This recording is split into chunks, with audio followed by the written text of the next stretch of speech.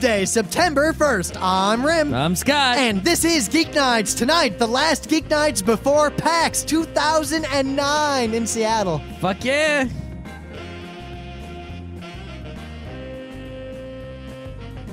Let's do this. It's coming. What's coming? Something's coming.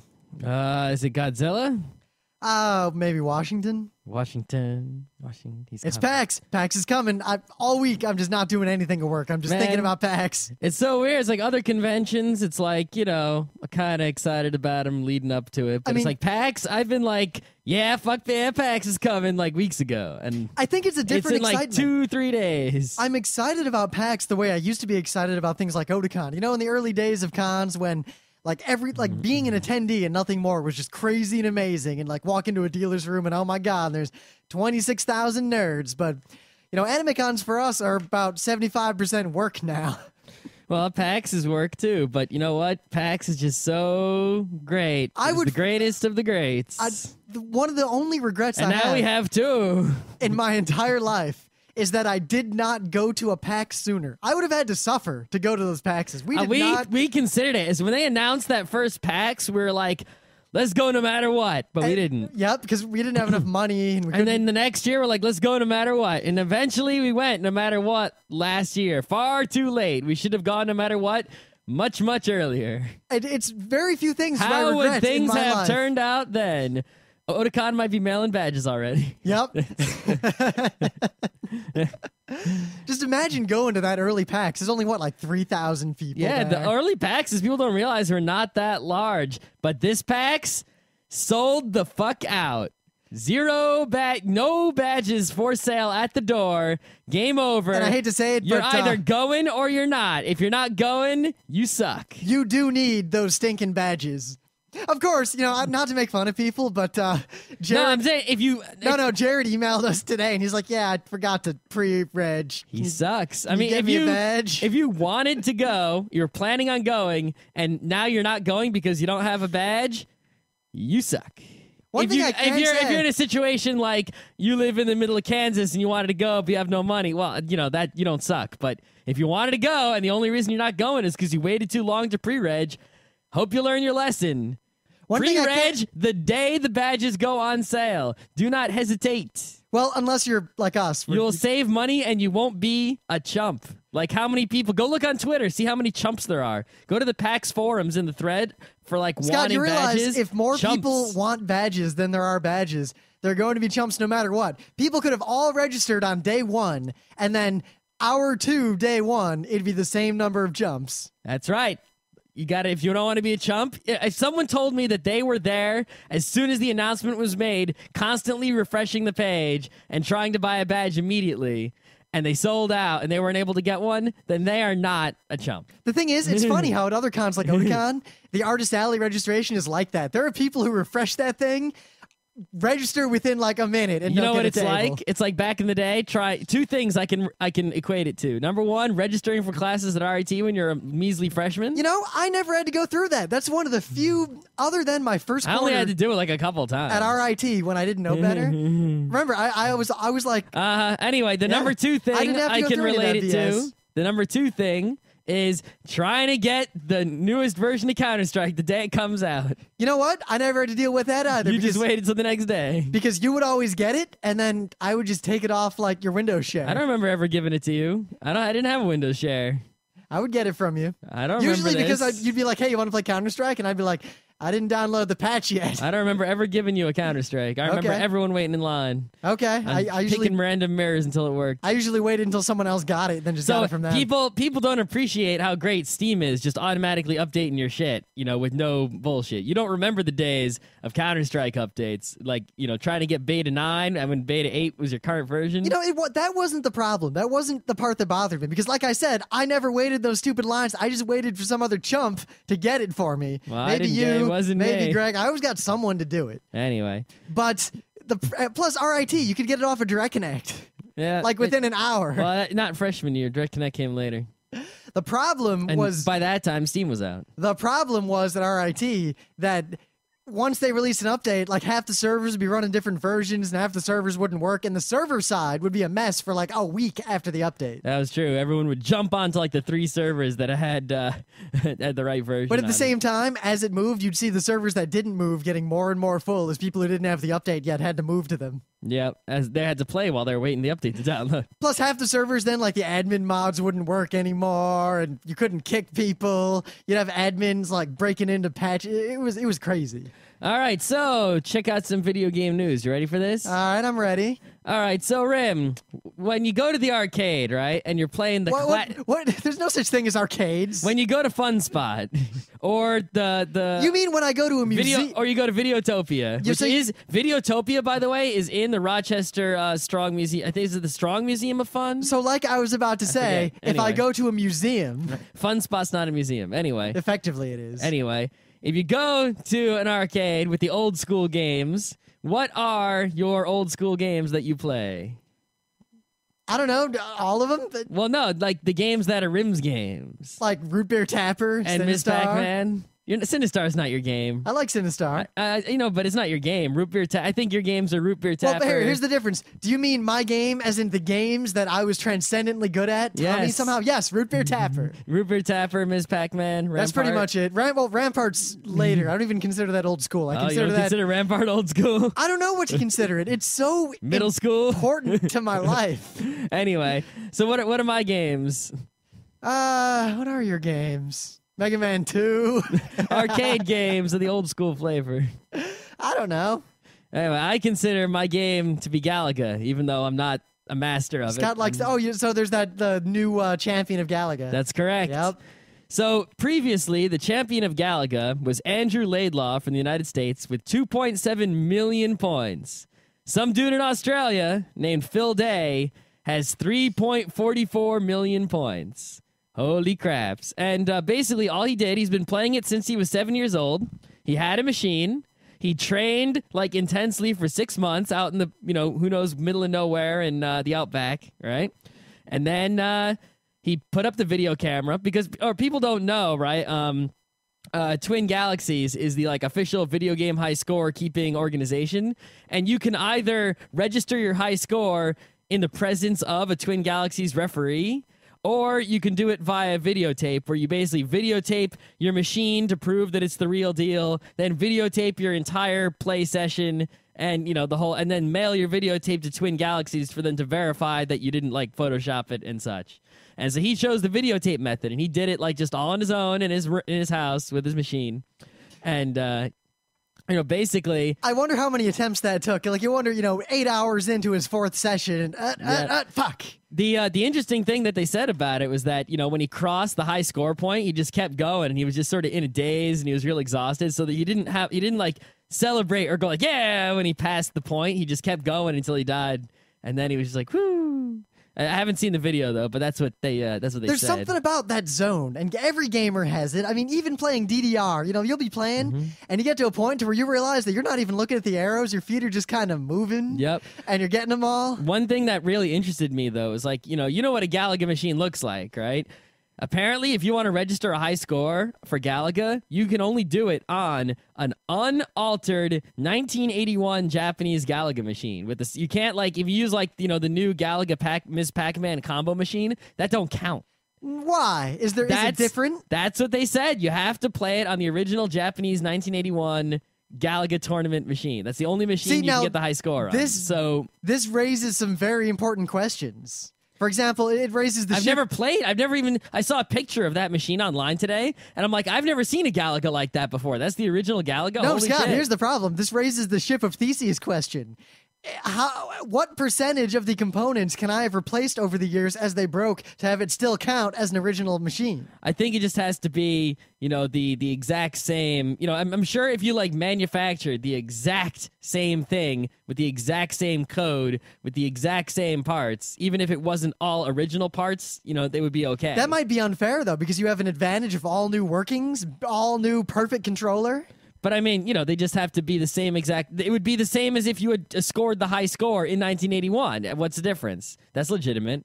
when all the parts on the machines were brand new. But at the same time, that limits the scope of people who have access to the best technology, and over time, it'll be harder and harder to get these machines. Yeah, it is a question. I just thought it was interesting, and the questions you raise are some of the questions that I was also raising. I'm also very curious. How am I supposed to score a high score in Galaga? I've never even fucking seen that machine. I've only ever seen normal Galaga. I'm also curious as to why. I mean, it sounds like this is just, I'm going to go straight up, petty fanboy rules and nothing more. I think partially, but also I do know for a fact that some other Galaga machines, especially newer ones, have various difficulty setting switches, and there's some Galagas let you shoot 2 bullets at a time, and some let you shoot infinity bullets as fast as you can push the button, and some let, so there's many different settings. Plus, what if I hardware hack my original machine? Then it wouldn't be valid, because you have to, if you send in your videotape, you have to video the whole machine so they can see it and inspect it, and they know what it's supposed to be. All right. And if you have a referee, the referee inspects the machine, and they know what the fuck's going on. So if I don't have a referee, when does the video start? When I start playing? It shows me and the machine and my screen? You have to, if they're not satisfied with your videotape, they just reject it and don't count your score. So it's completely up to Twin Galaxies whether your video counts or not. Yeah, so I'm curious. I think it would be fairly easy to hack the machine with a couple of subtle bits here and there that wouldn't be noticed by someone watching your 8-hour video. Well, but I mean, if they're real experts and they're examining every detail, if they notice your ship skipped to the left once, which or something like that, they'd be like, hey, he died and then re-edited the video. That's bullshit. Fail. See, while that is true, I very much doubt the competence of humans to detect very subtle changes in a long and tedious video of someone playing an arcade game. I agree, but they're the experts on it. I'd be very interested to hear what their actual method for verifying video submissions is, but. I don't know. I'm less and less impressed with these sort of things as time goes on, especially after having watched The King of Kong. Yeah, I didn't watch The King of Kong. Yeah, it wasn't that good, I'll be honest. I thought it was just about some jerks playing Donkey Kong. It basically was. It was kind of tedious, and it just, I don't know, games like this where the difficulty does not necessarily grow beyond a certain point, but at the same, a good example is WarioWare. The difficulty keeps going up until it's effectively impossible, so that it's going to eliminate people fairly quickly. These old school arcade games, if you're the expert at it and you're the world champion, it's just a test of endurance. Yeah, that's pretty much what it is. Especially these sorts of high score games, it's endurance. A game like Pitfall, though, is the much more interesting game for the high score, because it's not about, right? There's a bunch of guys out there who can get perfect scores on Atari Pitfall on the 2600, but they're basically racing for the best possible time. And it's some guys go left, some guys go right, some guys get, it's totally, they mix it up all the time. And it's there's actual competition there. To a degree, that is still just a memorization game of But it's dexterity. not endurance, it's about perfection. It is. Well, it's a performance art, kind of like those Mario 1 racing guys. Exactly. Oh my God. They need something like that the Pitfall PAX. high scores a lot better than the, say the Pac-Mans What or about the Donkey Kong. What about Super Pitfall? Super Pitfall just sucks. All right. What's your news there? So, are you a punk kid who wants to make games and you're probably in college or don't otherwise have a job? Don't do what I did and spend your college doing nothing and then regret later not making something while you're in college. You mustn't kill time, boys. You must cherish it. Yeah, be like, all those other guys who made some awesome software while they were in college and then didn't have to get jobs when they got out because their software was their job. It feels almost very old to be saying this, but looking back at college, I wasted 99% of the time I had in college. Now, at the same time, it's tricky because I enjoyed that wasting, and could I have been the person I am today had I not wasted all that time playing Counter-Strike and dicking around? See, the thing is, I would be happier now if I had done something differently, but I would not have been happier then if I had done something differently. So it's just it evens out. Yes, because remember, had we done something in college, we would not have had, quote, those days. Exactly. So kids, either do something or cherish those days. And by those days, I mean days where you are in college, in your little dorm or apartment, and you don't have any homework to do, and you don't have any classes to go to, and you don't have a job yet, and you have 3 days of nothing. Those are the best days you will ever have in your life. And the weather's nice. And the weather's not. And when there's, the weather's and there's fun, college girls about. Or college guys if you're a girl. Or if you're, if you swing that way, whatever. All right, let's continue. So, if you don't want to have those days and you want to do something, you can win. Actually, the company Emily and Alex work for, Muse Games, is doing a $10,000 contest, and all you have to That's do— a lot of monies. All you have to do is make a prototype of the game you want to make with the Unity engine, which is this 3D browser-based platform that's actually surprisingly slick. So how do you enter this contest? Well, we're gonna link to it, but basically check out this link and you'll see all the rules. But you have to make a very simple prototype of your game and tell them, this is what I want the game to be. Here's the working, super simple, basic prototype. And they're gonna go through all these rounds and everything, and eventually they're gonna pick a winner. The winner gets 10 grand and help from them to make the game, and then they'll help you publish it straight up. Mm-hmm. So if you're in college and you want to make games, this is pretty much what you should be doing. 10 grand in college, that would have changed my entire life. And you know what? If you make a game and it doesn't win, I know that the Unity engine allows you to make iPhone things. So if you spend time making a game and it doesn't win, turn it into an iPhone game and you'll make some bank. I guarantee it. Now remember, think about this. What do we always say? So you're not wasting your time. Especially on the Monday shows. You can't learn something by trying to learn it. You can only learn something by doing it. So if you think you want to be a game programmer and you're thinking, I should learn game programming, blah, blah, no, just do it. Just enter this contest. Exactly. Like if you want to learn how to use a table saw, you can't be like, I want to learn how to use a table saw and just get some wood. You got to be like, I want to make a birdhouse. Yeah, you have to be like, I want to make a birdhouse or I want to make a cabinet. And then in the course of making a cabinet, you're going to need that table saw. And once you need the table saw, you're going to use it and learn how to use it. As an aside, if you're using a bandsaw, don't think that you can sand wood with the flat side of the blade. Yeah, I'm just going to point that out because I've seen people do this, and I've seen fingers get cut the fuck off. Always use proper safety when in a wood or metal shop or any sort of workshop scenario. Also a game shop. I did not actually see the finger get cut off. But I heard, and I looked, and there was a finger cut off. As funny as it is, in that kind of situation, the goggles do not do nothing. You need the goggles. Okay? But you can. They will stop the flying splinter of wood from stabbing you in the eye. Submissions go until October 15th. Oh, that's a lot of time. Yeah, plenty of time. It's the beginning of September. That's like a whole month. Man, if you got a whole month and you're a college kid and all you need to do is make a prototype of a game. I think back to college. You could crank that shit out. A month was effectively. Especially with like an easy engine that helps you out. A month was effectively forever. Like, I think back, and the time between like April and May was infinity time. That was the entire life I lived. Now months are like, just another rent check out the door. Oh my God. All the time. But they'll announce the winners, or the winner, at the Unite Unity Conference in San Francisco at the end of October. Ooh, they're going to go to San Francisco, all our friends? I think so. Oh, shits. Quote, as indie developers ourselves, we strongly believe that in the indie community, we want to reward developers for making great games. Hopefully, we can make this a model of successful one for the future and ultimately raise the stakes on browser-based indie development. All right. We'll have a link. Check it out. 10 grand. I should have a contest. Be like, 10 grand. Ruples.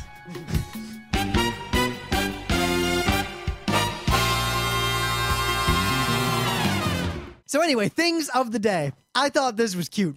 Straight up, there's nothing else I can say. This is a Venn diagram of mystical beasts. So it's magical got like beasts? Human, eagle, horse, narwhal, dog, and bull.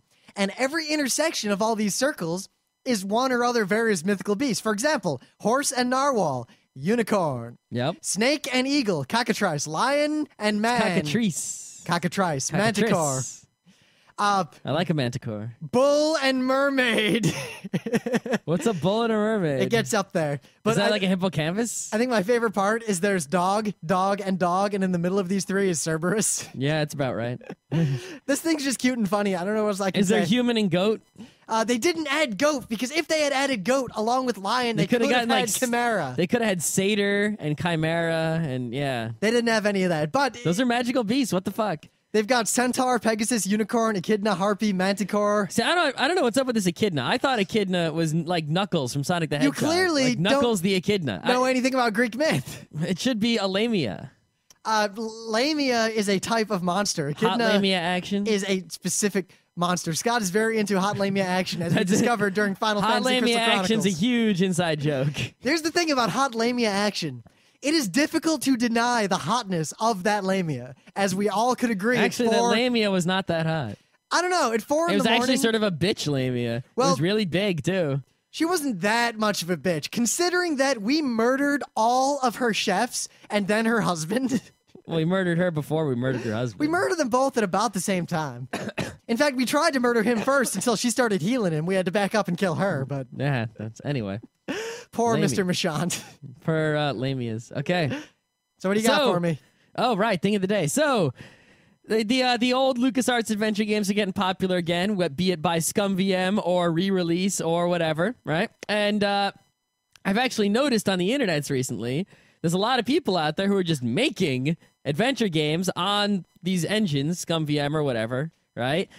You know, in the style of Monkey Island or Indiana Jones and Atlantis or whatever. They're making adventure games in these styles that are not actually just re-releases. I know what you're talking about. I want to play this. So there is out there, someone made another Indiana Jones adventure game that's just another Indiana Jones adventure game. But that's not what you're talking about. Somebody else is in the process of making Han Solo Adventures. I watched a video that was basically the guy clicked on shoot first. Yes. It was just... So check out this video is the thing of the day, but eventually this game will be released and playable, supposedly. And you should check it out if you're an adventure game type person.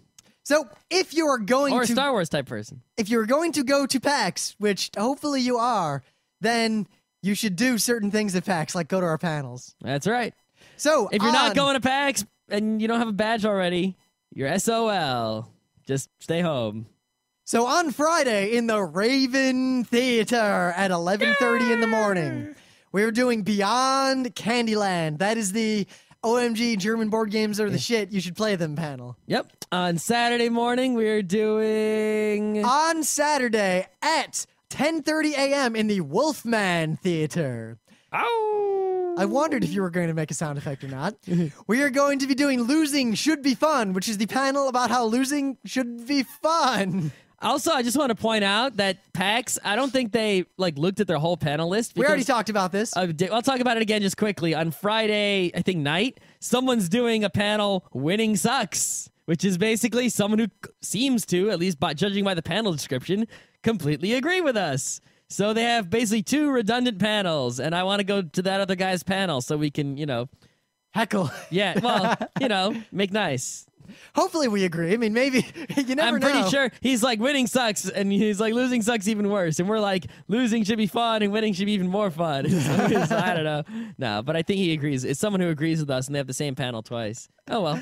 So I don't that means it's a popular idea. I don't think it's the same panel twice necessarily, because remember, it's not like they're trying to get we need a panel on this and a panel on this and a panel on this. But I mean, they didn't notice that two panels had basically the same exact material. I don't think it's a matter of not noticing at all, because talking to them, they seem to have vetted the panels out very well. I think it's that they pick people who they think have interesting things to say and just put them in rooms, and I think that's it. Yeah, and we happen to have the same thing to say as someone else. I don't think that's that far out there. I mean, look, Luke Crane and Jared Sorensen also have this thing to say, and if they were more together, they would probably have done a panel like this. Yeah. And on Sunday morning, if you didn't notice, all our panels are basically morning panels. One panel Friday morning, one panel Saturday morning, one panel Sunday morning. On Sunday morning at 10 a.m., we are doing, yet again, a reprise at PAX, Beyond Dungeons & Dragons. For the last time ever at PAX West, most likely. However, we are going to be doing it at PAX East. We're going to be doing it possibly at the New York Comic Con. This panel will never die because people will always want to see it. It's going to die by 2011. See, maybe. What if PAX just keeps wanting to do it every year? Well, I'll say no, we're doing something different. I'll do it. Let's come up with something different. Yeah, I'll do something different, and I'll do it. No, we should replace it. Why? If new people keep wanting to see it, until we have a definitive film version. Let's at least remix it. With what? It's perfect. No, we could do something that's, crook slightly so. Why? Why bother? It's perfect. Make it time, make it two, make it tea, Until we just film it and put the definitive version online, we might have to keep doing it. But Sunday, 10 a.m. in the Raven Theater. Beyond Dungeons and Dragons. Yes. Beyond that, don't come to see that if you've seen it already, like at the last PAX. Do go to the keynote. Do go to the Ask Gabe and Tycho. Do go to all the concerts. Do go to the tabletop gaming area on Saturday and play a game with Luke Crane. Go to the tabletop gaming area on Sunday and possibly play a game with Luke Crane. Oh, I forget. Last year, right? Remember there were handheld lounges? Were they A, B, and C, right? Yep. All right, B. Handheld lounge B is awesome. A and C are for losers. So if it's a time when we're going, look at Handheld Lounge B for awesome. B stands for awesome, Best. and A stands Badass. for A awful. is for ass, and C is for crap. Yes. Handheld Lounge B. And if for some reason they change in numbers, Handheld Lounge 2. And if they change into colors, Handheld Lounge Green. Oh, good God. There's a Settlers of Catan tournament. That's all you. I got nothing to do with that. I competed. Is there an Agricola tournament? There's a Robo Rally tournament. I don't know how to play Robo Rally. The Left 4 Dead tournament from 7 p.m. to 1 a.m. on Friday. I don't know. Could we? All our good players are in New York. We'd have to get them together. Yeah. But Mario anyway, Kart tournament. There's a Tetris tournament. that's all you too. But you can't. Is there anything that a tournament that I would win? You can't deal with Tetris? I do okay at Tetris, but I wouldn't win shit! a tournament. Oh shit! What? There's a Puerto Rico tournament. There you go. I'd win that shit. It's on Saturday. Let me see if there's anything else going on during it. Let's do it. It's 3 p.m. to 9 p.m. All right. Maybe we should. Spend 6 hours of our time in Seattle playing Puerto Rico. Well, I imagine, think about it. If we're playing, we could ring it. We could both join the tournament, get in the same games, and pick a winner. Yeah, but how many people are going to be in the tournament? We'll see. I don't know how this is going to work. Well, We'll check it out. at Con, we'll check out the details. If it is not too much of a hassle, I might just enter that because I think I can win. I can win. I think I'm a perfectly optimal player. Maybe we'll play against each other in the first round, and then one of us will just be out, and it'll be real easy. You know, it's Or maybe it'll be a interesting. round robin situation. I might have to brush up because I don't remember the exact method to get the factory going. Well, let's play When? tomorrow. Tomorrow? Okay, so yeah, if you're going to PAX, do all those things. Also, the Game Works outside of PAX is a good place to play some games when PAX is closed. I was thinking about renting the whole place out and having a party, but I don't have the... Yep. I just couldn't deal with that this year. Yep. I called them. I had it all set up. I just had to give them money, and I just didn't. So... Last year at PAX, we ate at a bunch of different restaurants. Vaughn's was the best restaurant that we ate at. No. Vaughn's is a terrible restaurant. You shouldn't eat there. If you've never been to Seattle before, the Sci-Fi Museum is worth like an hour of your time. The Space Needle is mini, but it's worth seeing. Just don't ride the monorail. It's not worth it. But actually, I found out there's a monorail that goes from the airport to the city. Yes, but it was not built yet when But we now were it there. is built, so we can use it to get to the city. Is it built? Yeah. Oh, because I went Rose to says we could use it. I went get to a the city. website and it didn't say it worked yet. And I'm pretty sure. Well, if it's not working, if we get there and it's not working, We'll take a we'll get a cab. car. Yeah. So it's not a big deal. But yeah, we use the monorail to get from the airport to Seattle. monorail. I didn't check to see if there's any football or baseball games, so I don't know about that. However, do not ride the monorail in Seattle. It goes. No, it's lame. I'll tell you this: it goes about 15 feet. Do try to find the secret donut place. I'm not going to tell you where it is. However, it is between isn't in a It triangle. is in between PAX and the Space Needle. It is somewhere in a triangle between the two monorail stops and PAX. There is also this music festival, Woodstock style What, type the of thing. Bumbershoot? Yeah, the Bumbershoot that's going all weekend, including Monday. And Monday is Labor Day, and PAX is not going on Monday. PAX is Friday, Saturday, Sunday. So you could go to the Bumbershoot Monday if you're still in Seattle, and if you are a loser and don't have a PAX badge, you can just go to the Bumbershoot all weekend. I think next year I'm just going to take Tuesday off or Wednesday off and stay in Seattle longer and go to the Bumbershoot. Yeah, I mean, we walked around it last year. We didn't go into it. Also, guys, just let us know because, I really seriously considered just renting out GameWorks for Sunday night after PAX because last year it was some girl's bat mitzvah.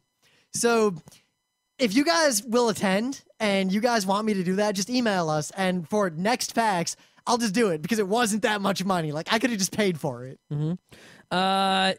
In the exhibition hall, there are two things. Of course, there's going to be a million awesome things in there for you to check out. Unknown Worlds. Yes, the two things that you should check out. Just go and give them money. Don't even just throw it at them. Unknown Worlds, creators of Natural Selection, will be there with Natural Selection 2, most likely, almost definitely. Just go there and just give them your wallet and take, whatever they're giving out. Unknown Worlds. And number two, in the exhibition hall, our friend Eric Marashak, the guy who does all of the chalks at the conventions, he didn't say what chalk he's doing. He's being paid by a company to do a chalk, so it's a paid advertising chalk at PAX. And he didn't say what it was, and he has an NDA, but on his website, he posted a section of an image that included a pointy drill. So I would wager it is either A, Gurren Lagann, not likely. It's probably a BioShock 2 chalk. That is my guess. A guess only. So don't sue him, whoever makes BioShock 2. So yeah, but there's going to be awesome chalk going on. Say hi to him. He likes to be interrupted, and so he has, time to stand up and stretch and such. Man, I didn't look at, anything that's going on in terms of the, Omegathon. Yeah, it's an Omegathon. You'll watch the final round. I found that the best way to deal with the Omegathon it's like is the music videos at an anime convention. If you happen to wander into an area where a contest is going on, watch it, because it's usually great. Most definitely. But it doesn't seem to be worth it to stand in line to wait, and you'll see the end at the end, and I don't know if they're going to be able to top what they did last year, Excite Bike 2. Yep. Also, at PAX, our amazing listener, Ro, she has printed up, there's this PAX buttoneer thing that goes on, where basically people print a bunch of buttons and they go to PAX and they trade buttons with other people who have buttons. So she printed out all these PAX Geeknights buttons. So if you are at PAX and you're a Geeknights listener, you should definitely make sure you get one of those buttons. We will be sure to meet her probably on Thursday and get some, so you can get them from us probably as well. And it'll be awesome. And make sure to give, the buttons to lots of, non-Geeknights, buttoneer type people and exchange with them and turn them into Geeknights listeners. Oh, that reminds me. You know what I'm going to bring in my luggage? What? My working Atari 2600 paddle controllers. Oh, snaps. Because last year... Time for Kaboom. Last year, Kaboom, I remember Kaboom. Scott was like, they have every game here. And I was like, no, they don't. They don't have fucking Kaboom. And Scott's like, let's see. So we go into the open gaming area. And I'm like, look, there's Kaboom Not right only there. is there Kaboom, there are like three guys. Kaboom experts. These guys are like, yeah, we want to play with the things, blah. And I'm like, yeah, Kaboom's great. And they're like, well, I don't know, we're real good. I'm like, I don't know, I'm real good. And we're comparing scores, and we're like, oh, we gotta fight. And the controllers just didn't work. And oh my God.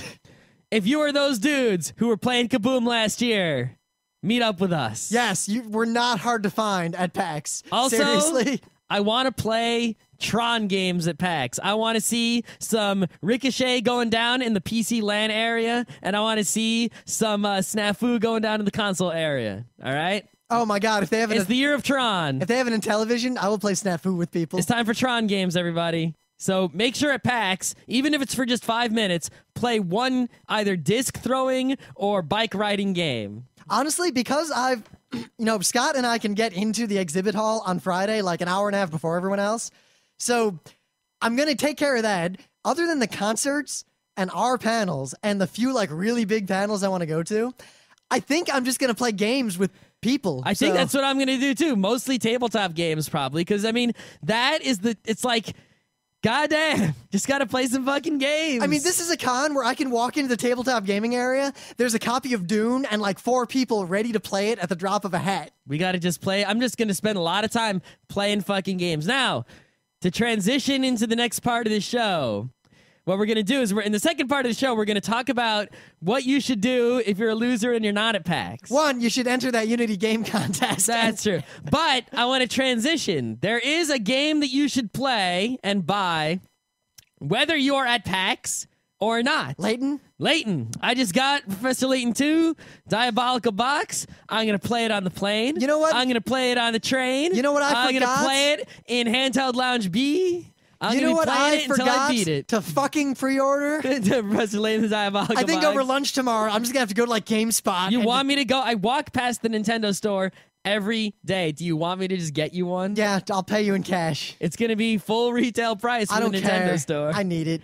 All right. But yeah, I'm already I'm going to say something, though. Into chapter 2, I think. At PAX. Or 3, I don't even know. Do not play Layton. Play Layton outside of PAX. PAX is the time to play games with other people. Well, yeah, but I'm saying you got to, Layton's for when you're relaxing in Handheld Lounge B. No, if you're relaxing. And it's also for when you're in your hotel. Or for when you're in the car on the way to PAX. You best be playing Worms with me. Oh, I should bring all my Worms and see. Worms, that's one of the few games that I just really want to play with a bunch of strangers. Yeah, all right. So anyway, if you're not at PAX, what other games should you be playing? You know what? Should you really be playing games? Because clearly you did not want PAX enough. Well, I mean, it's Labor Day weekend, so the first game you should play is barbecue. Otherwise, Will Smith's going to say, I could have been at a barbecue. I could have been at PAX instead of dragging your ass through the desert. Dragging your ass to the burning desert. Who's a man?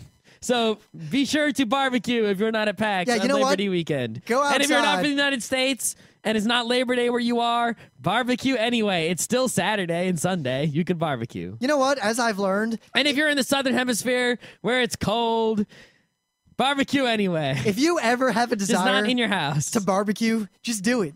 Just do it. Just don't ever hesitate. It's barbecue weekend around the world. But anyway, you know what you should be doing if you're not at PAX? Watch some TED Talks and enter this game contest and, I don't know, edify yourself. Well, one game you should play is a free game. This Warsaw is basically this open source FPS, but it got really polished, and it's a lot like Quake. Only you have this special movement button that makes it really... Basically, it's like Quake, but bunny hopping's really easy. Jumping off of walls is really easy. And it's slick and polished and open source and free for Mac, Linux, Windows. And you can just get it. It's WARSOW. Just search for it on Google. And it's not the greatest game in the universe, but you know what? It's real fast. It's an FPS. It's a lot like Quake. It's real colorful. It looks good. I played it a little bit. It's nice. Just get it. And it's free. What the hell? Another game you should be playing, because you're not going to be able to see Unknown Worlds in the exhibition hall at PAX, you're just going to have to play NS1 like a sad sack. But, you know, NS1, I've been playing it lately. Fuck NS1 is still one of my favorite. I pretty much play Natural Selection, Civ 4, Quake Live. So... make this, if you're not going to PAX, make this your weekend to play NS1. And if you don't know how to play NS1, make this your weekend to learn how to play NS1 in preparation for NS2. You want to know how to learn to play NS1? Read the documentation on the website. Which is out of date, but still mostly accurate. And then, because you know, back in the day, you know, with FPSs, I used to like read the website and it would tell me how to play, and then I would play and I'd know what to do. And people today don't seem to read the website. Well, a lot of times the website doesn't have the instructions. Counter-Strike, especially like for obscure mods, they don't have the instructions on the site. NS does, however. But NS does. Just join any NS game that isn't combat. Join a team, and then ask the team in the chat, what do I do? And someone will tell you to do something, and just do it. Make sure you join Marines. If you join Aliens, you're probably just going to... You have a lot more potential to hurt your team very badly, and also it's going to be a lot harder to be Aliens because it requires a lot more FPS skills. Yeah, one bad Marine is basically just going to die alone, crying and scared in the dark, but he's not going to bring his team down with him. Yeah, one shitty Alien is going to basically get a whole bunch of res and not use them for shit, and then die, and it's going to suck. Hey guys, don't worry. I know you need defense towers, but I built no C. We're okay. I built no C. Bro C's. Man. Bro C's. Yeah! Yeah! That guy's still playing. I ran into him. Alien Commander? Well, he's Marine dude now. Yeah! Dude, next time I'm online, I just got to talk to that guy because I want to interview him. Dude, go on Guns Are Back to School. He's on there. I know. I just got to bother him. Yeah! Get him, Gorgie! Get him! Yeah, all right. He's the best guy ever. All right. What other games other than NS2, you know what you should play? Ricochet. There are only like 4 Ricochet servers in the world, but I found people playing on them. I played real Ricochet with real people. Yeah, play the Tron games whether you're at PAX or not. So, you know, Ricochet. Oh, man, we should play some Ricochet after the show. Maybe.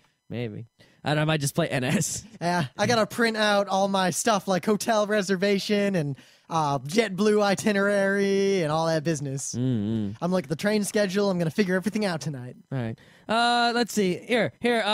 One old school game that you should revisit if you're staying at home. Earthbound. That's a good one. That's a great one. Man, I played it more recently, but I didn't get to the end. I got to I was in a desert. See, I think it was Yupa in the giant robot. I think it was Yupa in the forums who was playing Mother 3, and it just reminded me how much I like Mother 2. Yeah, go play. So if you never played Earthbound, this is the weekend of going to play Earthbound. Get the SNES emulator. You know what? If you never played Portal, beat it on Saturday. Just get it and beat it. There you go. It takes, at most, 1 day of gaming to beat it, no matter how bad at FPS as you are. Yep. Are we going to, unless you're just really dumb.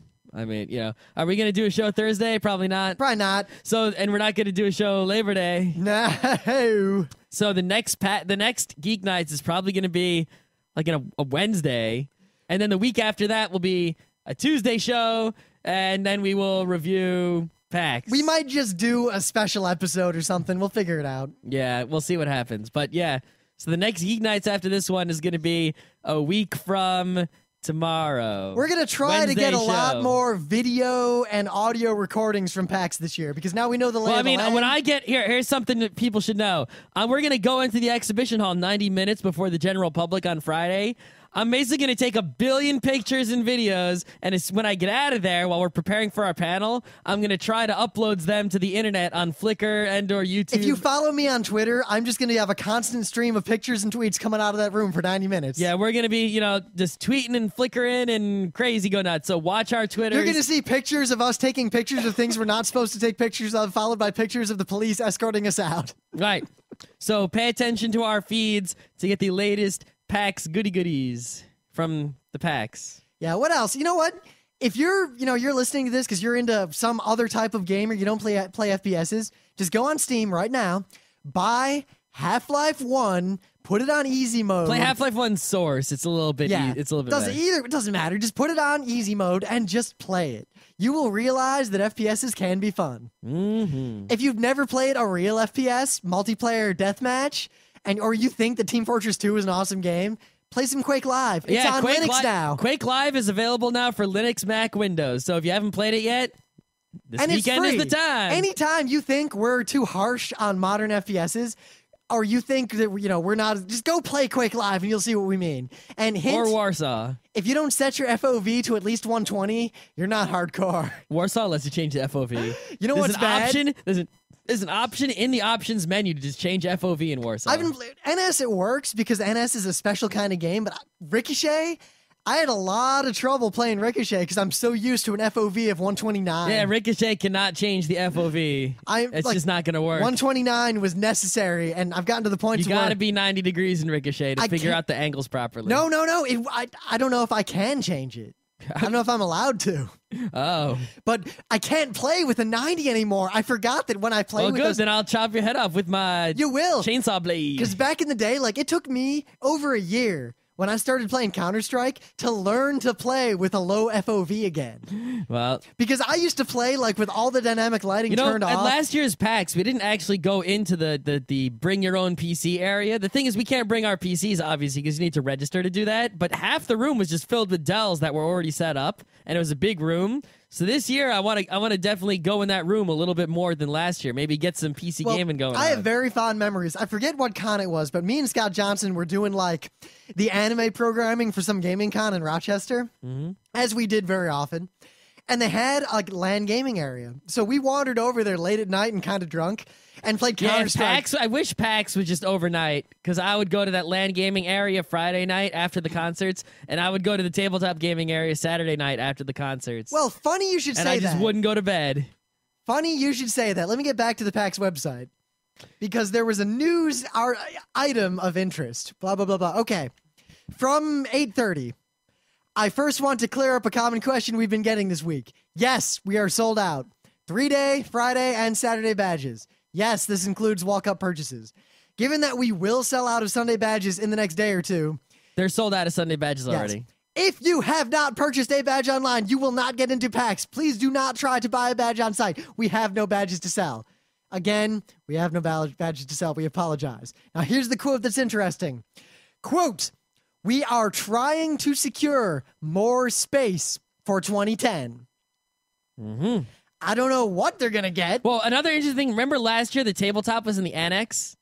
This year they got the top floor of the main building. They don't have the annex. So what happened is they're moving all of the console gaming up top and a lot of the panel rooms up top. And the tabletop is going down where the console and the panel rooms used to be down low. So it's gonna be a lot more like the other kind of tabletop gaming cons we go to, where there's lots of small rooms, like Kineticon. I think the tabletop's gonna get a lot more walk-in traffic as a result, which I think will do very well for Luke Crane. I think he'll do very well for Luke Crane, who is again Saturday in tabletop areas. Look for Luke Crane to play the Burning Wheels and such. Yes, we will tweet his exact location once we sort all that business out. Follow the tweets. Remember, it's hard to do a search on Twitter for PAX because you'll basically find a bunch of searches about peace. Not anymore. You're basically just going to find PAX for the next search few days. for pound PAX, and that is how you will find the goods. Well, that's how Twitter works. Well, some people just search for just PAX on its own. I only do that if I'm searching for something obscure, like, I don't know, Geeknights. Yeah, it's all good. It's real hard to search for. It's really hard to, like, if I search, do a Twitter search for, like, Python, it's like you see all these snakes posts. How much can people be posting about herpetology on a regular basis? Be surprised. Anyway. But I wonder what they're going to do. And maybe I think the solution for PAX would be to either move out of Seattle, but that wouldn't really work. No, it's not going to happen. PAX East has a better proposition because if they fill up Boston, which they're definitely going to do in a few years pretty quickly, they could just move it to Baltimore. Yeah, it's not the best place to I think go. the BCC could handle PAX East. Or pretty the damn building well. is fine. The city is no. I think they'd be better off. I don't know. There aren't enough hotels in Boston, I don't think, in the long run. What I would do if I was PAX, though, if we needed to expand, is I basically get a ballroom in every hotel. Because, one interesting, CES, right, the Consumer Electronics Show in Vegas, the way it works, right, is there's the main floor in the convention center. But then in all the hotels, all, like, the companies get rooms and stuff. So it's like, yes, come to this hotel to check out, I don't know, like, Company X's TV lineup. And they'll have, like, they'll bring all, like, reporters over there to show them their TVs and stuff. If PAX is more like that, where suddenly you get, like, companies or people, like, getting all the ballrooms and all the hotels to basically effectively expand PAX so that, like, there's a room, everyone in your hotel, the ballroom has gaming going on, Oh, also, PAX badge pickup is at the Hyatt. It's not at the convention center. It's at the Hyatt. Don't mess that up. I think that's it.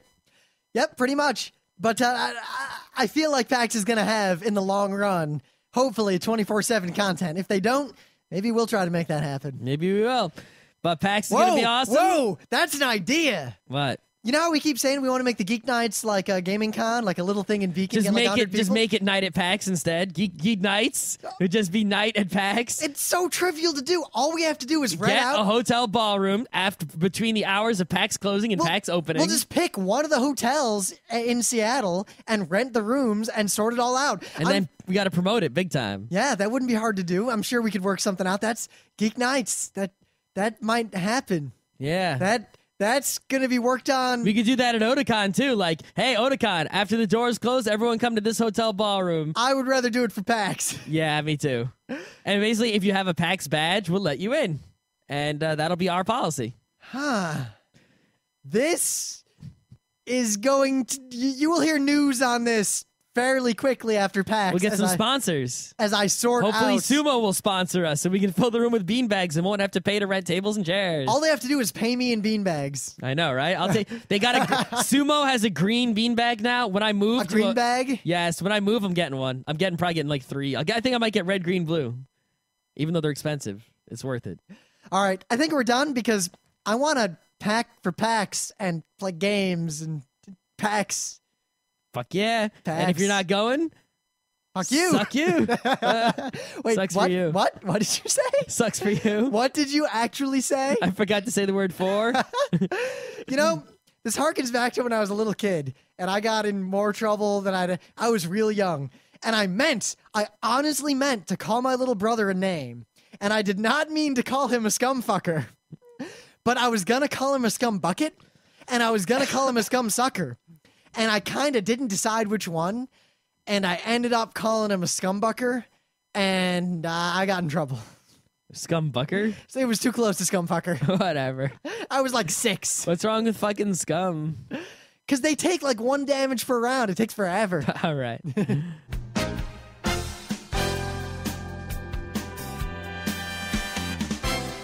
This has been Geeknights with Rim and Scott. Special thanks to DJ Pretzel for the opening music. Be sure to visit our website at www.frontrowcrew.com, where you'll find show notes, links, our awesome forum, a link to our Frapper map, and links to all the RSS feeds. We say feeds plural because Geeknights airs 4 nights a week, covering 4 different brands of geekery. Mondays are science and technology. Tuesdays, we have video games, board games, and RPGs. Wednesdays are anime, manga, comic nights. And Thursdays are the catch-alls for various rants and tomfoolery. You can send us feedback by email to geeknights@frontrowcrew.com. Or you can send audio feedback via Odeo. Just click the link that says Send Me an Odeo on the right side of our website. If you like what you hear, you can catch the last 100 episodes in iTunes or in your favorite podcatcher. For the complete archives, visit the website, which has everything. Geeknights is distributed under a Creative Commons Attribution Non-Commercial Share-alike 2.5 license. This means you can do whatever you want with it as long as you give us credit, don't make money, and share it in kind. Geeknights is recorded live with no studio and no audience. But unlike those other late shows, it's actually recorded at night.